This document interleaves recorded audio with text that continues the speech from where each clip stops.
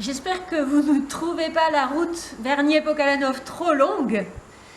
Elle est belle et on arrive aux dernières étapes. Marie, médiatrice aujourd'hui. Marie, médiatrice de toutes les grâces. Ce n'est pas un dogme. L'Église, pour l'instant, n'a pas jugé opportun de proclamer Marie, médiatrice de toutes les grâces, mais elle est vénérée dans l'Église catholique comme médiatrice. Et donc, c'est aussi enseigné par le magistère, donc cela requiert notre adhésion de foi. Il est vrai que le problème est difficile et délicat. Pourquoi? Parce que nous avons un unique médiateur qui est le Christ. Saint Paul l'affirme avec force dans la lettre à Timothée, la première lettre à Timothée, au chapitre 2, versets 5 et 6. Saint Paul dit « Car Dieu est unique, et unique aussi le médiateur entre Dieu et les hommes, le Christ Jésus. » Saint Paul l'affirme, et nous l'affirmons avec lui, nous n'avons qu'un médiateur qui est le Christ. Et c'est là-dessus que s'appuient les protestants notamment. Que Marie, pour les protestants, puisse avoir donné Jésus au monde, puisse être même un modèle de foi, d'espérance et de charité, ils le croient sans souci avec nous et comme nous, mais que la personne de Marie, en son activité maternelle, est une action sanctificatrice et rédemptrice pour nous, les hommes et les femmes, ils s'y refusent absolument. Et pourtant, le Concile lui-même, Vatican II, dans ce fameux chapitre 8 de Lumen Gentium, est très clair. Le Concile dit ceci: la maternité de Marie, dans l'économie de la grâce, se continue sans interruption jusqu'à la consommation définitive de tous les élus. Et l'Église exprime sa foi en cette vérité en invoquant Marie sous les titres d'avocate, d'auxiliatrice, de secourable et de médiatrice. Comment alors, devant une affirmation aussi claire, comprendre et en même temps cette affirmation encore plus claire que nous n'avons qu'un unique médiateur, comment comprendre cette médiation universelle de Marie? En fait, nous parlons de médiation de Marie dans l'unique médiateur. Non pas à côté, non pas en dessous, non pas comme une cascade, vous voyez, qui le Père, le Fils, l'Esprit, Marie, Sainte Rita et moi en dessous. Non, il n'y a pas une cascade de cette manière-là. Sinon, à la fin, on se retrouverait de plus en plus loin du Seigneur. Au contraire, Marie ne cesse de nous rapprocher du Seigneur. Donc, on parle de médiation de Marie dans l'unique médiateur. Comment peut-on comprendre cela? Alors, il faut à nouveau revenir à la base de tout. Jésus, le Christ, le Verbe, la deuxième personne de la Trinité, ne devient pas médiateur en s'incarnant.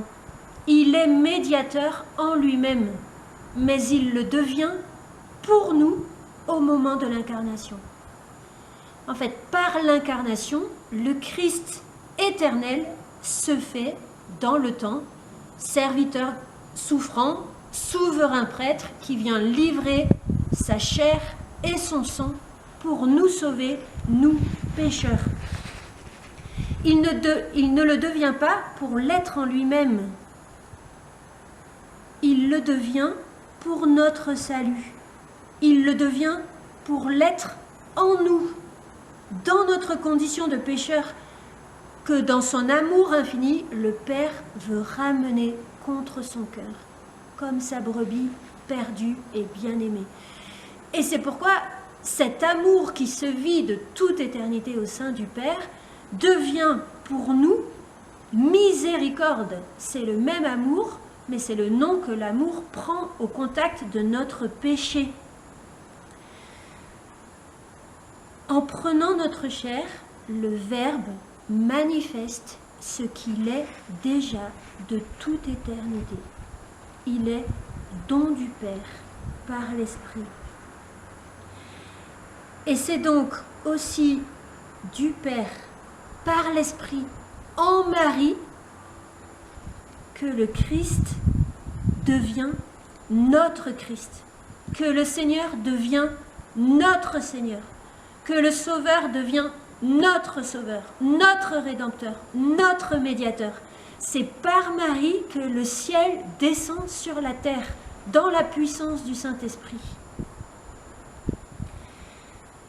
Donc vous voyez, c'est avant tout par l'Esprit que le Fils, unique médiateur, est donné au monde visiblement.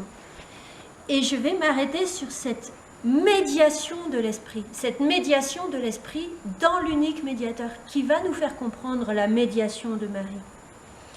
Revenons à saint Thomas qui dit « Car cela même que le Fils nous soit donné provient de l'amour du Père. » Cela même que le Fils nous soit donné provient de l'amour du Père. Or, l'amour du Père, c'est le Saint-Esprit. L'amour du Père et du Fils, c'est le Saint-Esprit.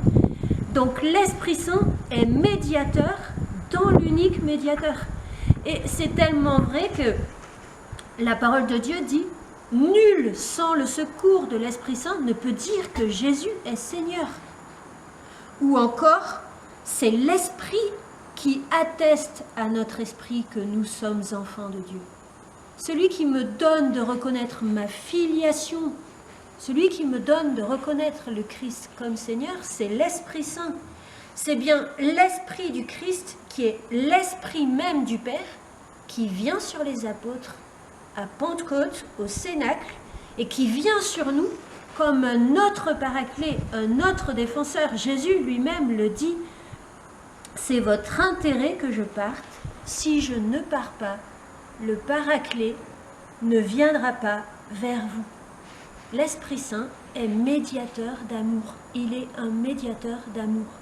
Il n'y a pas deux médiateurs, comme si le deuxième complétait ce que le premier n'aurait pas fait. Mais il y a un deuxième médiateur, un médiateur d'amour qui vient imprégner notre cœur, immerger notre cœur, convaincre notre cœur de l'amour du Christ et du Père pour nous. Nous avons reconnu l'amour que Dieu a pour nous et nous y avons cru. Dieu est amour. Jésus a tout dit, il a tout donné, il n'a plus de secret pour ses apôtres qui sont devenus véritablement ses amis. Mais il ne suffit pas aux apôtres d'accepter sa parole. Il faut que cette parole pénètre leur cœur, pénètre leur vie et la change. Bien sûr, le Christ, don du Père, leur a parlé avec tout son amour. Il leur a donné son esprit en même temps que sa parole. Et c'est bien parce que les apôtres ont reçu invisiblement l'esprit du Seigneur qu'ils ont reconnu Jésus comme fils du Père, comme fils bien-aimé du Père et comme Messie, comme médiateur unique, comme envoyé par le Père. Mais les apôtres ont une mission à remplir. Ils doivent faire connaître tout ce que Jésus a dit, tout ce que Jésus a enseigné, tout ce que Jésus a fait. Et cela, ils ne peuvent le faire que par l'Esprit Saint envoyé sur eux visiblement à Pentecôte. Pourquoi et comment? Premièrement, pourquoi? Pour que l'Église soit véritablement le corps du Christ, le corps mystique du Christ, conçu du Saint-Esprit, du même amour divin, du même amour divin, de cet amour du Père et du Fils. Et pour que le Christ soit donné au monde, porté au monde, annoncé au monde. Comment? Comme une mère. L'Esprit vient comme une mère. Jésus le dit à ses apôtres, « Je ne vous laisserai pas orphelins, je reviendrai vers vous. » C'est bien l'amour divin, fécondant, qui est envoyé sur les apôtres à Pentecôte pour que le Christ continue d'être communiqué et répandu. Au matin de la Pentecôte, l'Église n'est pas orpheline. Elle naît de l'Esprit Saint et de la Vierge Marie.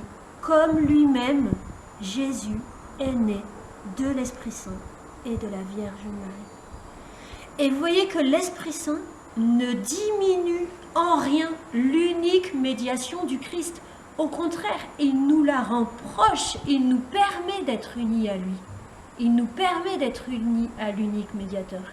Et de la même manière, la Vierge Marie ne nous écarte pas de la puissance du Saint-Esprit. Au contraire, elle nous plonge dans cette puissance. Elle nous permet de la recevoir et de l'accueillir. Et elle nous en révèle toute la fécondité, puisque par l'Esprit Saint, elle a mis au monde le Christ. Par Marie, l'amour du Père et du Fils se révèle comme un amour de mère, un amour de maman, un amour qui nous enfante à une vie nouvelle. Celui ou celle qui voudrait recevoir la force du Saint-Esprit pour s'attacher au Christ sans passer par la Vierge se ferait illusion. La Vierge Marie me donne de recevoir cette vie nouvelle qu'est la vie dans le Christ, qu'est la vie dans l'Esprit, qu'est la vie plongée dans l'amour du Père et dans les entrailles du Père. Marie est véritablement la mère du Christ et elle est notre mère. Sans Marie, le Christ serait un étranger. Il serait étranger à notre humanité, à notre condition de pécheur, et nous ne serions pas sauvés. Le salut ne nous atteindrait pas. Marie est celle qui fait descendre le ciel sur la terre et qui fait descendre le ciel dans notre cœur. En Marie, le ciel et la terre sont unis. C'est pourquoi je suis appelée à vivre en Marie. Laissons le dernier mot à Saint Maximilien Kolbe. Tout dans l'univers s'accomplit au nom du Père, du Fils et du Saint-Esprit par Marie. Amen. Défi du jour. Établis-toi au Cénacle avec Marie, avec les apôtres, avec les femmes, après la résurrection, avec les disciples rassemblés, dans l'attente du Saint-Esprit.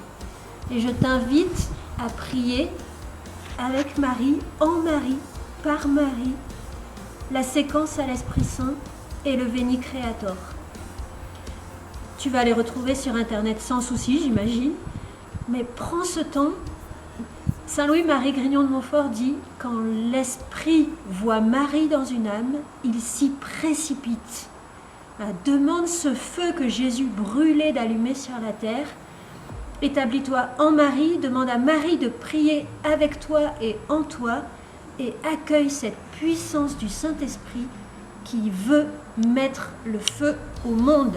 Amen. À demain. Jérusalem.